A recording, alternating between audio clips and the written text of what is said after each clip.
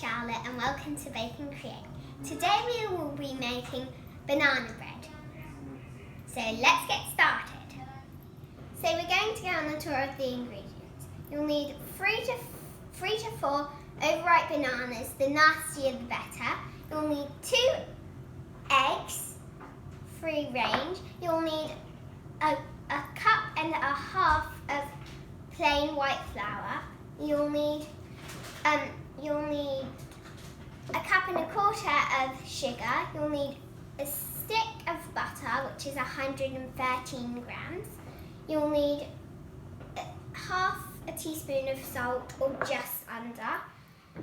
You'll need a teaspoon of vanilla extract, and you'll need a teaspoon and a half of baking soda.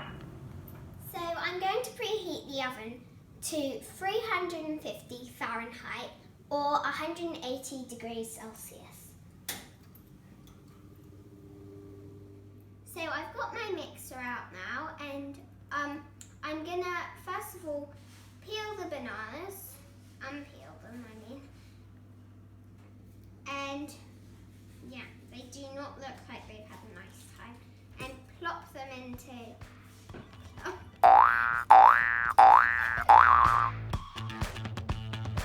So I've put my bananas and my sugar in the bowl, and I've fitted on the mixer, which you want like this, and I put in the bowl. And remember, you don't want to put your fingers anywhere near this, and if you're a child you should have adult supervision. So I'm going to start mixing them, and then I'm going to add in the butter. So now I'm going to add in my eggs and my vanilla. So now that I've mixed all my wet ingredients and the sugar, because it's not really wet, I've got a nice smooth batter, and then I'm going to gently fold in gradually our dry ingredients, and we should get a nice smooth batter.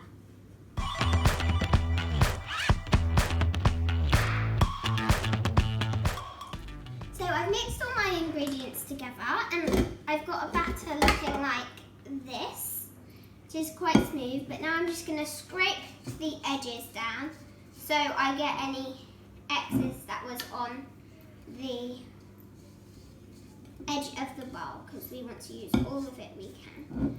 And for this recipe you can also add chocolate chips or walnuts, but it's your choice, but I just did mine plain today.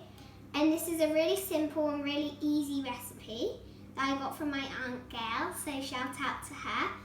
And yeah, so I'm going to pour it into my pan, which I've put some baking parchment down and buttered. And then I'm going to pop it in the oven for around 45 minutes until it gets to a nice golden, but not too golden as it may be burnt. So you want to, when it's all baked, you want to put a poker in it or a fork, and if it comes out cleanly with nothing on it, then except for like a crumb that's solid, then it's done. But if it doesn't, then you know it needs around 5 more minutes, and then check again.